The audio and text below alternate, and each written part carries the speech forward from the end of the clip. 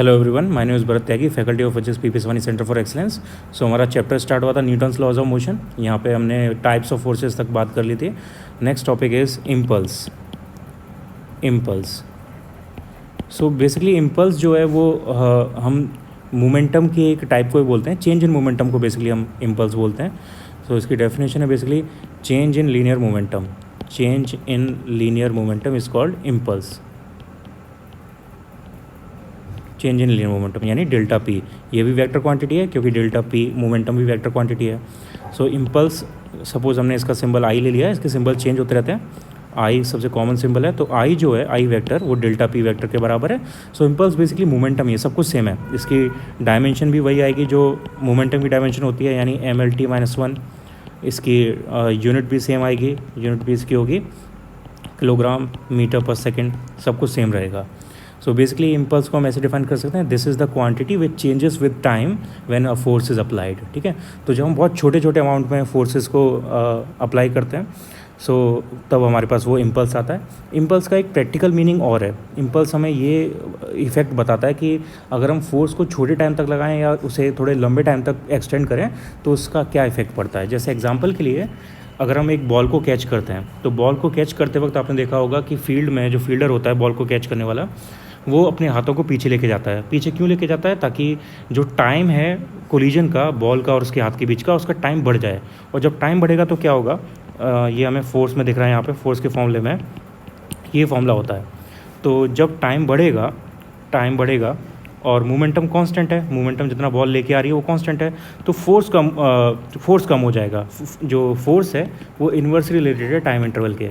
तो जितना ज़्यादा हाई टाइम इंटरवल होगा फोर्स उतना कम लगेगा, इम्पैक्ट फोर्स उतना कम लगेगा। सो ये हमें इम्पल्स से पता चलता है एक्चुअली। सो इसका जैसे एग्जांपल मैंने अभी बताया हुआ, इसको आप ट्रांसलेट करके एग्जांपल में इसको नोट कर लेना। So when a fielder catches a ball in cricket field, he और she lowers his hand to increase the time interval of collision between ball and his hands, so that the time interval increases and the impact force decreases. सो उसके हाथ पर जो impact पड़ता है ball का उससे कम पड़ता है और चोट कम लगती है उससे।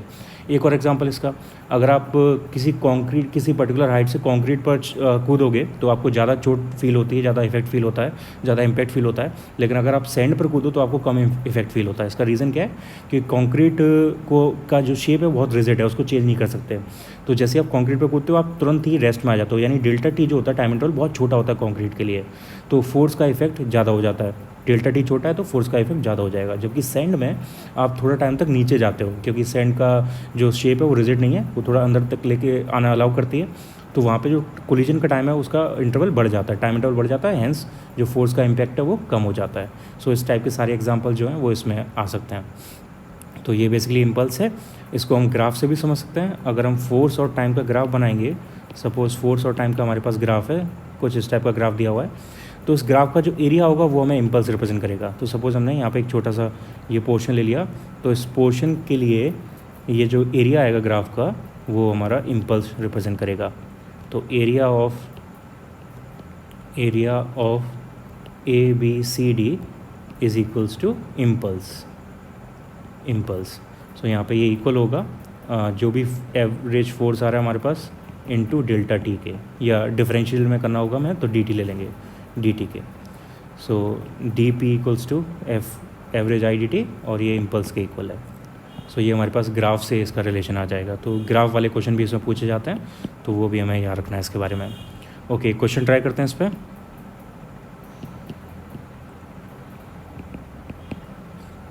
Find impulse due to force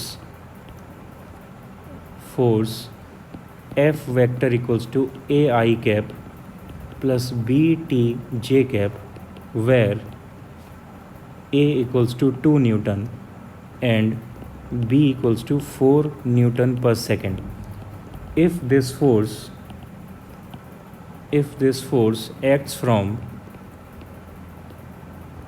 initial time 0 to final time 0.3 second.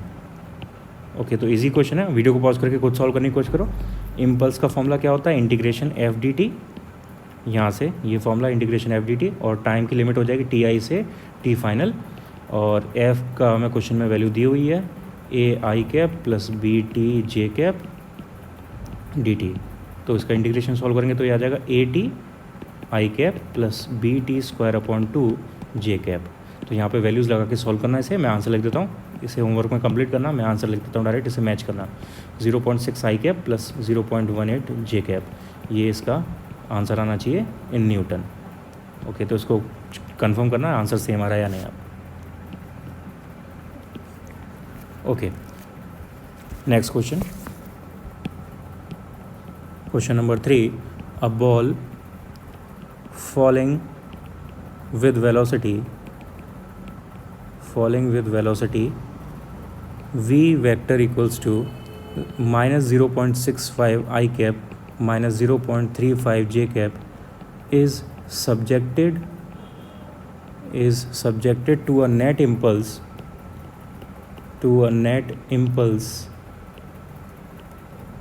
I vector equals to 0.6 I cap plus 0.18 j cap full stop if ball has a mass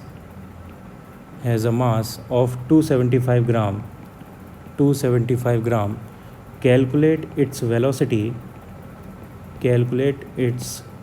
velocity immediately following the impulse।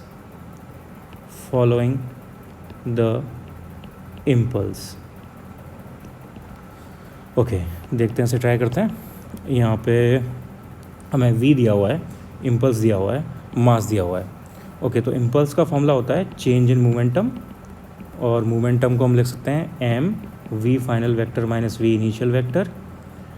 So v final vector immediately following the impulse. तो v final vector हमें नहीं पता, ये जो हमें दिया हुआ है यानी ये इनिशियल वेलोसिटी दी हुई है हमें। सो इनिशियल वेलोसिटी हमारे पास है, फाइनल वेलोसिटी नहीं है। तो यहाँ से फाइनल वेलोसिटी निकालते हैं, ये आ जाएगी I upon M V F minus V I, यानी V F equals to V I plus I upon M, vector form में ऑब्वियसली। अब वेक्टर्स की वैल्यू लगा देते हैं, तो इसको भी आप ट्राई करना, होमवर्क में पूरा सॉल्व करना। मैं आंसर लिख देता हूँ direct.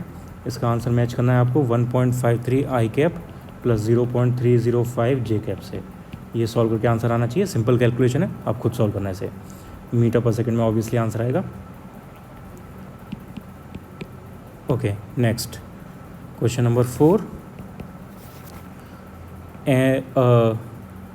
150 gram ball is throne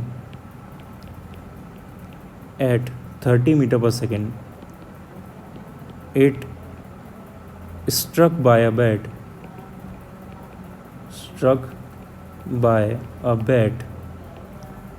which gives it a velocity of 40 meter per second in the opposite direction. Full stop. If the time of contact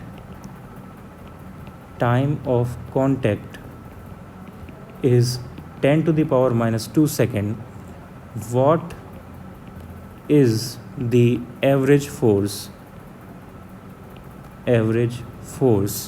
on the ball? Okay, try करते हैं इसे। 150 ग्राम की ball है हमारे पास, मास दिया हुआ है हमें, मास इज़ 150 ग्राम। किलोग्राम में चेंज करेंगे तो obviously 150 divide by 1000 kilogram. Is thrown at 30 metre per second, तो initial velocity is 30 metre per second. It is struck by a bat which gives it a velocity 40 metre per second. So अब एक चीज़ हम जानते हैं कि opposite direction, और हाँ यहाँ बोला हुआ है अपोजिट डायरेक्शन। सो अगर हम इनिशियल डायरेक्शन को प्लस ले लें तो फाइनल डायरेक्शन हमें नेगेटिव में लेनी पड़ेगी, क्योंकि अपोजिट डायरेक्शन में जा रही है। तो फाइनल डायरेक्शन हमारे पास हो जाएगी माइनस 40 मीटर पर सेकेंड। ठीक है, दोनों अपोजिट में है इसलिए। टाइम ऑफ कॉन्टैक्ट यानी टाइम इंटरवल हमें दिया हुआ है delta T 10 to the power minus 2 second. So हमें एवरेज फोर्स निकालना है। तो फोर्स का formula obviously delta P upon delta T, यानी M delta V upon delta T. So M delta V का मतलब हो गया V final minus V initial divided by delta T. सारी वैल्यूज़ लगाते हैं यहाँ पे। सो अपने पास आएगा मास की value 150 divide by 1000 into v final है -40 और minus initial 30 divide by time interval 10⁻²। So इसको सॉल्व कर लेना, सॉल्व करके देखो कितना आंसर आता है। और यहाँ से सब ये आंसर नेगेटिव में आएगा, ये हमें पता है। तो नेगेटिव में आने का मतलब हुआ कि इसकी फोर्स की जो डायरेक्शन है, direction of force is in the direction of final velocity, direction of final velocity. बाकी इसका जो मैग्नीट्यूड आएगा वो खुद निकालना है आपको, तो सॉल्व करना है, इसे पूरा निकालना कैलकुलेट करके। Okay, next question number 5। A box is put on a scale which is adjusted to read 0 when the box is empty. Full stop. A stream of pebbles, यानी पत्थर के छोटे छोटे टुकड़े, pebbles, is then poured, यानी उनको हम गिरा रहे हैं into the box from a height h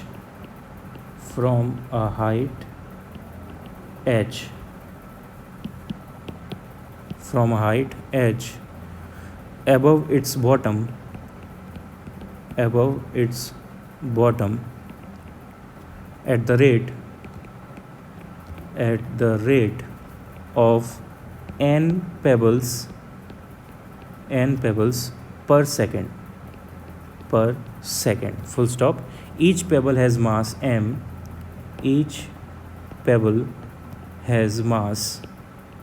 Small m. Full stop. If the pebbles collide with the box such that they immediately come to rest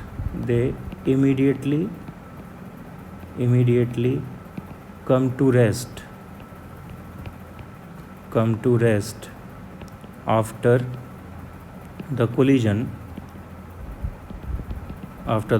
full stop. Find reading at time t after which the pebbles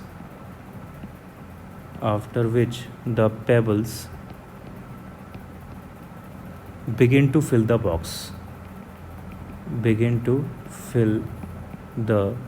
box. Full stop.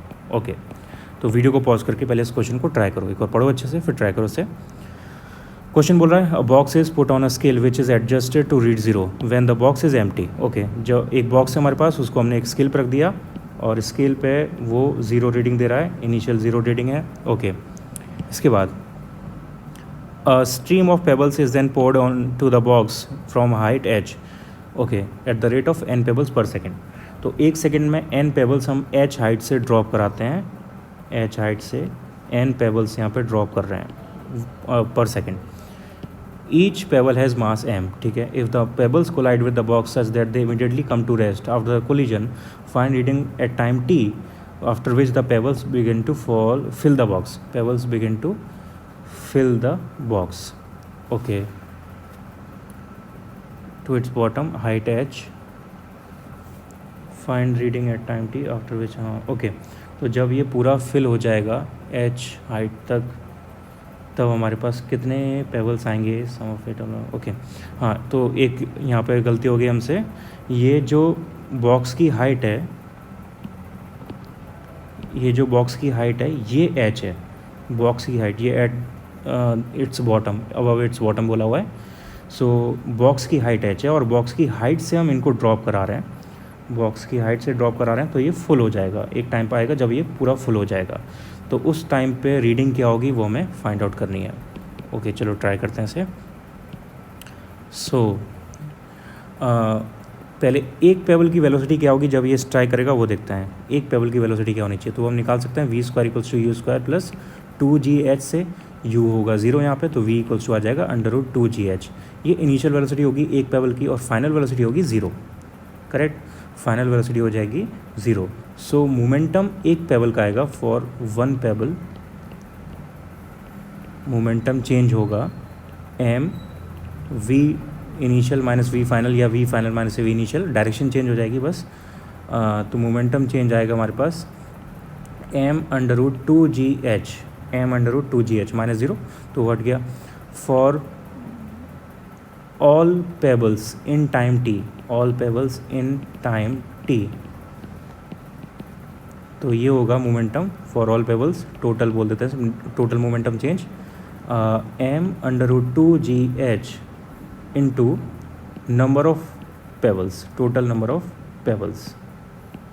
So total number of pebbles क्या होने चाहिए, हमें question में बोला हुआ है कि small n such that if, हाँ, small n number of pebbles यहाँ पे टकराते हैं पर सेकंड, और t टाइम तक हम देख रहे हैं, t टाइम में बॉक्स फिल हो रहा है, तो t टाइम तक अगर वो टकराएंगे तो टोटल नंबर ऑफ पेबल्स हो जाएंगे स्मॉल n इंटू टी, है ना। एक सेकंड में n टकरा रहे हैं तो t सेकंड में n इंटू टी हो जाएगा। तो यहाँ से डेल्टा p टोटल आ जाएगा अपने पास m√2gh इंटू एन टी, ये हमारे पास टोटल मोमेंटम चेंज आ गया। अब मोमेंटम चेंज से हम मोमेंटम की वजह से फोर्स निकाल सकते हैं, तो फोर्स का फॉर्मूला होता है dp/dt। सो हम इसका डिफरेंशिएशन करेंगे तो d डेल्टा p/dt ऐसा लिख सकते हैं इसे। सो ये हो जाएगा d/dt m√2gh into n T, तो इसको सॉल्व करके आएगा अपने पास m√2gh इंटू एन। तो ये तो हमारे पास मोमेंटम चेंज की वजह से फोर्स आ गया, डेल्टा p लिख देता हूँ मैं इसे। इसके अलावा हमारे पास जो पेबल्स का वेट है उनका भी फोर्स होगा। सो पेबल्स का वेट का फोर्स Fw बोल देते हैं इसे। तो सिंगल पेबल का मास है m और टोटल नंबर ऑफ पेबल्स है n, तो टोटल मास ये हो जाएगा, टोटल फोर्स ये हो जाएगा वेट इंटू जी, सॉरी इंटू जी भी रहेगा, वेट निकाल रहे हैं इसलिए। तो ये mg और कैपिटल N की वैल्यू हमने देखी थी, वो आई थी nt, तो ये mg into n t total weight हो जाएगा। तो हमारे पास नेट फोर्स हुआ F डेल्टा p, यानी मोमेंटम चेंज की वजह से फोर्स, और total weight of the pebbles. So ये आ गया mn√2gh प्लस mng t, ठीक है। तो mn कॉमन लेके अंदर बचा √2gh प्लस gt, ये हमारे पास नेट फोर्स रीडिंग आएगी t टाइम के बाद जब पूरा फिल हो जाएगा। ओके, तो ये इस क्वेश्चन का आंसर है।